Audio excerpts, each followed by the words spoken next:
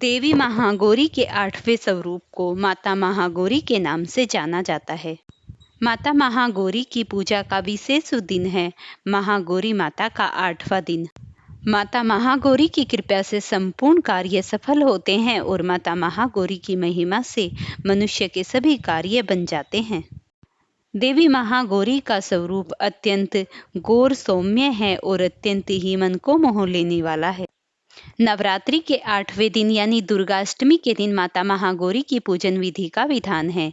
राजा हिमावन के घर बेटी के रूप में जन्मी छोटी पार्वती ने बाल्यपन से ही शिव को पाने के लिए कड़ी तपस्या की। इस तपस्या के बाद शिव उन पर प्रसन्न हुए और उन्हें स्वीकार किया। कड़ी तपस्या के ताप से माता महागौरी का शरीर काला हो गया और उस पर धूल मिट्टी जम गई। शिव ने उन्हें गंगा जल से नहलाया, तब मां का शरीर स्वर्ण के समान क्रांतिमय हो गया। माता महागौरी के नाम से जानी जाने लगी। इस साल महाअष्टमी विशेष रूप से मनाई जा रही है। नवरात्रि के 8वें दिन माता महागौरी की पूजा की जाती है। नाम से प्रकट है कि इनका रूप स्वतः ही गौर वर्ण का है। इनकी उपमा शंख, चक्र और कुंद के फूल से की जाती है।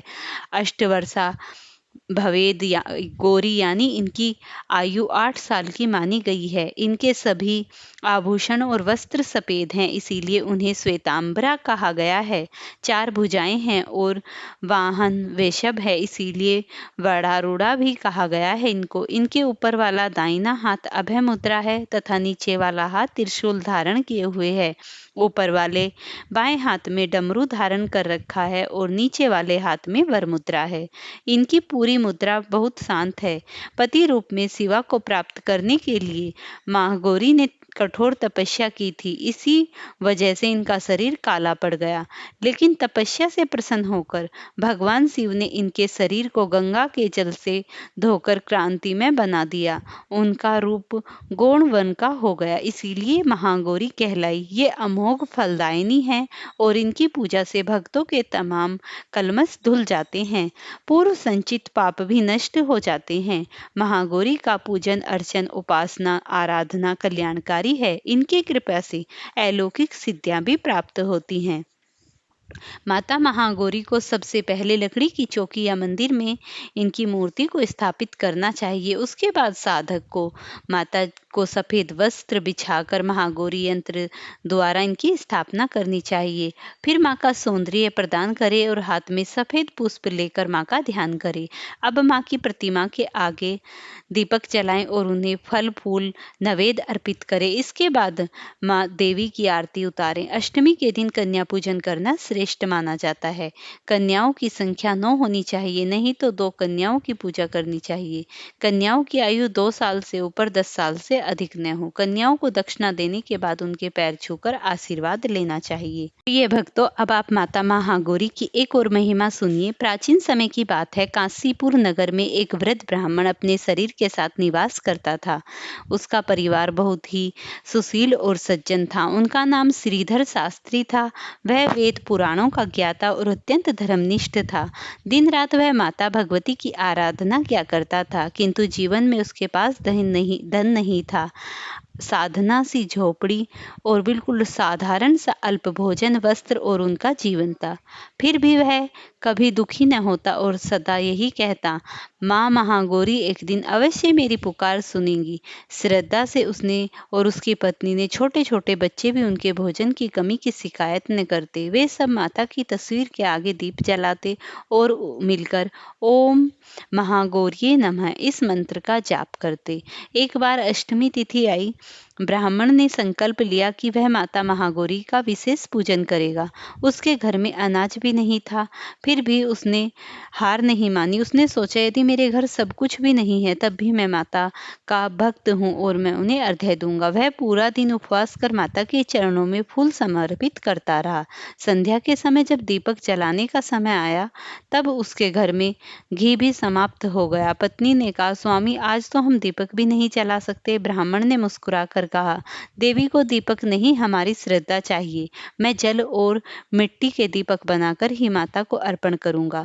इस प्रकार रात्रि का अंतिम पहर में जब ब्राह्मण ध्यानमग्न बैठ गया तभी उसकी झोंपड़ी में प्रकाश से अलौकिकता हो उठी। सो माता महागौरी प्रकट हुई। उनका रूप पूर्ण चंद्रमा के समान उज्जवल था। 4 भुजाओं में त्रिशूल, डमरू, वर और अभय मुद्रा से वे शोभामान थी। माता ने कहा, वत्स श्रीधर, तुम्हारी निठुरता और भक्ति से मुझे प्रसन्न कर दिया। तुमने घी न होने पर भी दीपक बुझने नहीं दिया। यही सच्ची आराधना है। ब्राह्मण आंसुओं से गदगद हो उठा और बोला, माँ, मुझे केवल आपके चरणों की भक्ति चाहिए और कुछ नहीं। माता ने करुणा से कहा, वत्स, फिर भी आज मैं तुम्हें आशीर्वाद देती हूँ। तुम्हारे घर से कभी अन्न और वस्त्र की कमी नहीं होगी। तुम्हारे कुल में जन्म लेने वाला प्रत्येक व्यक्ति मेरा अनन्य भक्त होकर कहलाएगा। इतना कहकर माता अदृश्य हो गई।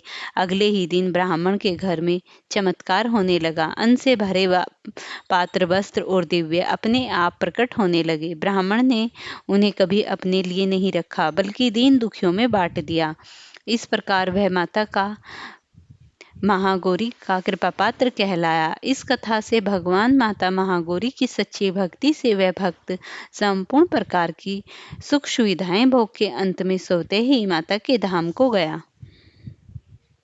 जय माँ काल रात्रि रक्त है करती पान, नवरात्रि के 7वें दिन करते सारे ध्यान, रक्त बीज का वध करने के लिया काली अवतार। भक्त के जीवन में भी भर दो हल्की सी मुस्कान, जयंती मंगलकारी भद्रकाली कपालिनी दुर्गा, क्षमा सुधा नमस्तस्ये नमस्तस्ये। जय माता दी। आज शारदीय नवरात्रि का 7वां दिन है और ये कालरात्रि माता का दिन होता है। कालरात्रि माता भूमंडल की अधिष्ठात्री देवी कही जाती हैं। आज भक्त माता कालरात्रि की कथा का श्रवण करने से भूत, काल, तंत्र, मंत्र आदि समस्त प्रकार की आपदाओं से छूटकर माँ के भक्त हो जाते हैं। जो भी भक्त माता के श्री चरणों में आज के दिन इनकी पूजा करता है, उनके ऊपर कितना भी भूत प्रेत या किसी जादू टोने का कुछ भी साया हो, वो भी इनकी पूजा मात्र से दूर भाग जाता है। साथ ही सभी प्रकार की बाधाएं दूर होते होते जल जंतु न जाने आपदा, जो भी कुछ मनुष्य के जीवन में आपदाएं घटित होती हैं, उनसे भी मुक्ति मिल जाती है। आज मैं सुनाने जा रही हूँ कालरात्रि माता की। जो भी भक्त अपने घर में सच्चे मन से इनकी पूजा आराधना करता है, उसके जीवन में समस्त प्रकार की खुशहालियों का समावेश हो जाता है। तो माता की इस कथा को सुनते हुए अगर आपको ये वीडियो पसंद आती है तो आप इस वीडियो में लाइक के साथ एक प्यारा सा जय माता कालरात्रि कमेंट अवश्य लिखिए। अब आप सुनते हैं इस पौराणिक कथा को। पुरुषोत्तमपुर गांव में जो एक सुनसान जगह पर स्थित था, वह भव्य और दिव्य मंदिर इतनी दूर था कि उसे देखने के लिए बहुत बड़ी आभामान सुशोभित थी। मंदिर की शान और शौकत इतनी प्यारी थी कि लोग उसे एक बार देख लें तो यहाँ तक की दृष्टि नहीं हटती थी। लेकिन उस मंदिर में जो भी भक्त, जो भी उसके पुजारी रहा करते थे, वो उसे मंदिर की पूजा, माता का भोग और माता का शयन करा के शाम को बहुत जल्दी वहां से विदा हो जाते थे, क्योंकि वह मंदिर एकदम सुनसान जगह में था और था तो बहुत भव्य, लेकिन वहां पर उस मंदिर में रात्रि में कोई भी नहीं रुकता था काली माँ की।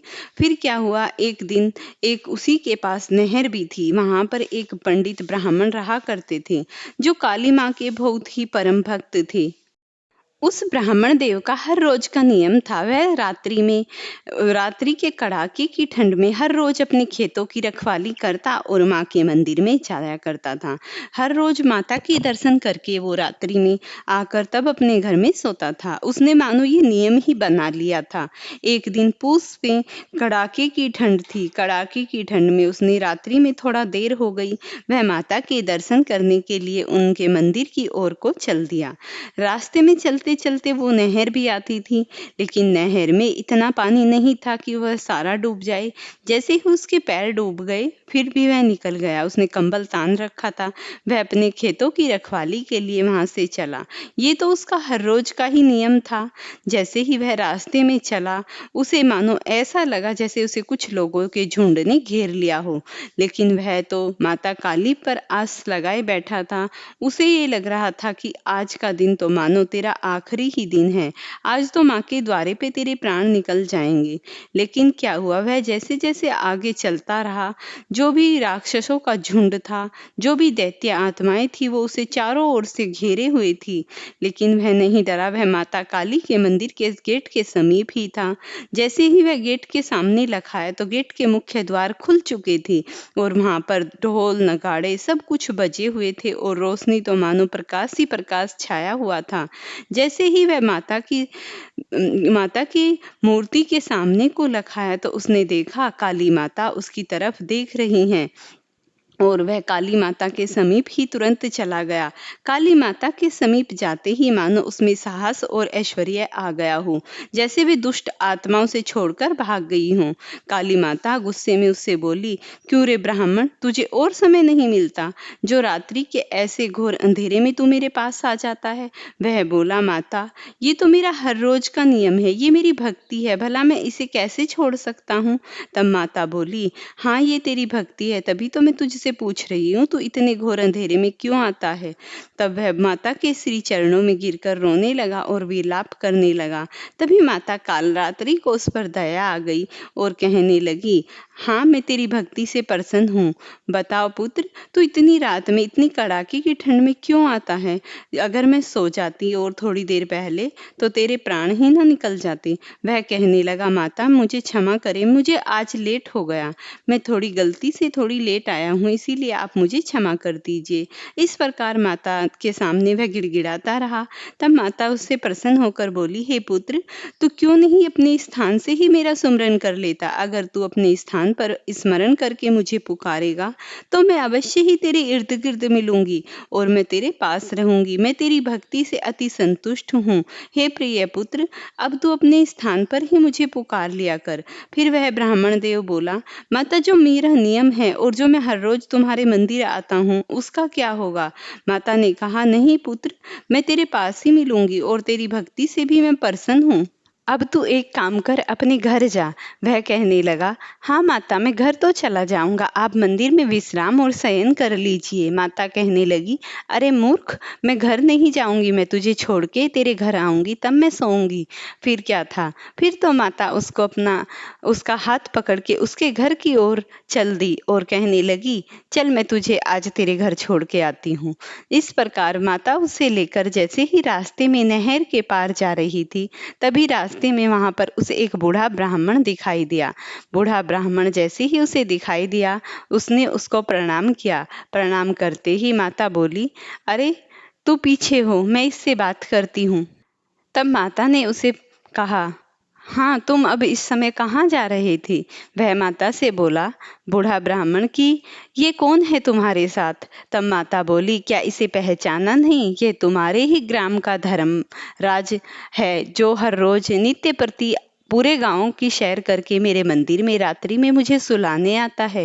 वह जाकर उस ब्राह्मण के पैरों को पकड़ लिया, लेकिन फिर क्या था, उस बूढ़े ब्राह्मण ने तो उसके प्राण छोड़े, उसके पैर छोड़े ही नहीं और वह माता काली के पैरों में गिड़गिड़ाता हुआ और उस ब्राह्मण के पैरों में गिड़गिड़ाता हुआ रोता हुआ बंद ही नहीं हुआ।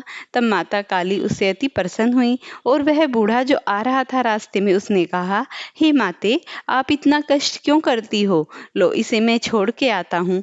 और बोला उस ब्राह्मण को कि इतना कष्ट मत किया कर, रात्रि में मत आया कर, जब भी तू हमारा स्मरण करेगा, माता का स्मरण करेगा, माता अवश्य ही तुम्हारे पास होंगी। तब वह बोला, हे माते, आप मंदिर में विश्राम करो, आप इतना कष्ट क्यों करती हो, मैं इसे इसके घर पहुंचा कर आता हूँ। इस तरीके से वह ब्राह्मण उस बूढ़े ब्राह्मण को उसके घर के समीप छोड़ आया। घर के समीप छोड़कर ब्राह्मण देव ने उस पुजारी को, उस महात्मा को प्रणाम किया और कहने लगा, हे प्रभु, आपने मुझ पर बड़ा उपकार किया, जो आप और कालरात्रि माता मुझे यहाँ तक छोड़ने के लिए आए, लेकिन मेरी तो ये कहाँ सामर्थ्य थी। तब वह बोला, अरे पगले, तेरी भक्ति से मैं और माता कालरात्रि अति प्रसन्न हैं। जब भी तू हमारा स्मरण करेगा, हम तेरे इर्द गिर्द रहेंगे, हम तेरी भक्ति यहीं से स्वीकार कर लेंगे। लेकिन मनुष्य को भगवान ने विवेक दिया है वो इसलिए दिया है कि वो अपने प्राणों की रक्षा करे। इसलिए जब भी तेरा मन करे तो आ जाना माँ के मंदिर में, लेकिन अपने प्राणों को संकट में डालकर मत आना। जब भी तेरा मन करता रहे तो माता के मंदिर में अवश्य ही आना, पर रात्रि के ऐसे घोर अंधेरे में कभी भी मत आना। इस तरीके से ब्राह्मण देव को समझाकर वह महाराज वहां से ग्राम की सीमा को छोड़ते हुए माँ काली के मंदिर में चले गए। इस प्रकार अब मैं आपको एक माता की पौराणिक कथा का श्रवण कराऊंगी। या प्रिय भक्तों, अब आप दुर्गा सप्तशती के 7वें अध्याय का श्रवण कीजिए। मेधा ऋषि बोले, शुंभ की आज्ञा पाकर चंड मुंड चतुरंगनी सेनाले शस्त्रों से सुसज्जित हो देवी को पकड़ने के लिए चले। उन्होंने हिमालय के एक शिखर पर सिंह के ऊपर बैठी मंद मंद मुस्कुराती देवी को देखा। वे ढाल तलवार लेकर देवी के समीप गए और उसे पकड़ने का यत्न करने लगे। इस पर देवी शत्रुओं पर बहुत क्रोधित हुई। उनका मुंह क्रोध से काला पड़ गया। उसी समय देवी की कुटिल भुजंगियां और मस्तक से भयंकर मुख वाली काली देवी हाथ में तलवार और पास लिए प्रकट हुई, जो अनेका खड़वांग धारण किए मुंडों की माला से विभूषित बाघ का चर्म ओढ़े मांस रहित शरीर वाली अत्यंत डरावनी थी, जो मुंह को फैलाए और जीभ को बाहर निकाले काढ़े हुए थी। उसकी आंखें लाल लाल अंदर को धसी हुई थी, सब दिशाओं में मुख किए उच्च नाद कर रही थी। वह देवी उसने असुरों पर प्रहार करती और वेग से झपटी और असुरों की सेना का भक्षण करने लगी। राक्षस असुंकधारी महावत योद्धा घंटों के सहित हाथियों को एक ही हाथ में पकड़ मुंह में डालने लगी। इसी प्रकार योद्धाओं घोड़ों के सहित रथों एवं सारथियों को एक साथ मुंह में डालती दांतों को चबाने लगी। किसी को बालों से, किसी को गर्दन से पकड़ती, किसी को पैरों से कुचलती और किसी को छाती से धक्का मारती। असुरों के द्वारा छोड़े गए अस्त्र शस्त्रों से क्रोधित देवी ने मुंह में पकड़ दांतों से मसल डाला। काली जी ने दुष्ट तथा भली असुरों को वह सारा बल मर्दन कर भक्षण कर तांडित किया। देवी ने कुछ को तलवार से काटकर खड़वांग से ताड़ना करके और कुछ को दांतों से नोचकर कुचल दिया। क्षण भर में असुरों की वह सारी सेना मार डाली। चंड यह देखकर अत्यंत भयानक काली की ओर झपटा। महासुर मुंड ने भी उसे डरावनी आंख वाली काली को भयंकर बाणों से वर्षा से तथा हजारों चक्रों को फेंककर ढांप दिया। वह अनेक चक्र देवी के मुंह में प्रविष्ट होकर बादल में सूर्य बिंबों के समान दिखाई देते थे। तब देवी हंसी और बड़े क्रोध में भरकर भैरवनाद करके भयानक मुख किए दांत निकाले तथा तलवार उठाकर गरजती हुई चंड पर दौड़ी और उसके बाल पकड़कर सर तलवार से काट डाला। चंड को मरा देख मुंड उसकी ओर झपटा। उस कुपिता काली ने मुंड को तलवार से मारकर भूमि पर गिरा दिया। मरने से बची सेना चंड तथा वीर्यवान मुंड को मरा देखकर भयभीत हो चारों दिशाओं को भाग गई। चंड और मुंड का सर लेकर काली चंडिका के पास आई और बड़ी तीव्र हंसी के साथ बोली, मैंने तेरे चंडमुंड नामक दोनों पशु मार दिए। अब युद्ध रूपी यज्ञ में शुंभ और निशुंभ को मारना। ऋषि बोले, उन दोनों महासुर चंड और मुंड को सम्मुख देखकर कल्याणी अति प्रसन्न हुई और फिर चंडिका देवी ने काली से कहा, हे कलिके, क्योंकि तुम चंड और मुंड का सर लेकर मेरे पास आई हो, इसीलिए तुम्हें चामुंडा के नाम से तुम्हारी ख्याति संसार में विख्यात होगी। इसीलिए आज भी चामुंडा नाम से देवी का ये रूप हम लोग सभी उनके श्री चरणों में जाते हैं, उनकी दर्शन करते हैं। प्रेम से बोलिए श्री चामुंडा माँ की जय। अब आप माता की आरती सुनिए। जय जय अम्बे जय काल रात्रि जय जय महाकाली, काल के मुंह से बचाने वाली, दुष्ट संहारक नाम तुम्हारा। महाचंडी तेरा अवतार, पृथ्वी पर आकाश पे सारा। महाकाली है तेरा पसेरा, खड़ग खप्पर रखने वाली, दुष्टों को लहू चखाने वाली। कलकत्ता स्थान तुम्हारा, सब जगह देखूं तेरा नजारा। सभी देवता सब नर नारी, गावें स्तुति सभी तुम्हारी। रक्त दंता कहें अन्नपूर्णा तुम्हें, कृपा करो हे कोई, न दुख कोई चिंता रहे, न बीमारी ना कोई गम ना संकट भारी, उस पर कभी कष्ट न आवे। महाकाली माँ जिसे बचावे, तू भी भक्त प्रेम से कहे, काल रात्रि माँ की जय। जय जय जय अम्बे, जय काल रात्रि माँ की जय। प्रिय भक्तों, अगर आपको ये वीडियो पसंद आई हो तो इसे लाइक और शेयर करना, चैनल पर नए हैं तो चैनल को सब्सक्राइब करना और मुझे कमेंट में लिखकर बताना आपके लिए मैं अगली वीडियो कौन सी लेकर आऊँ।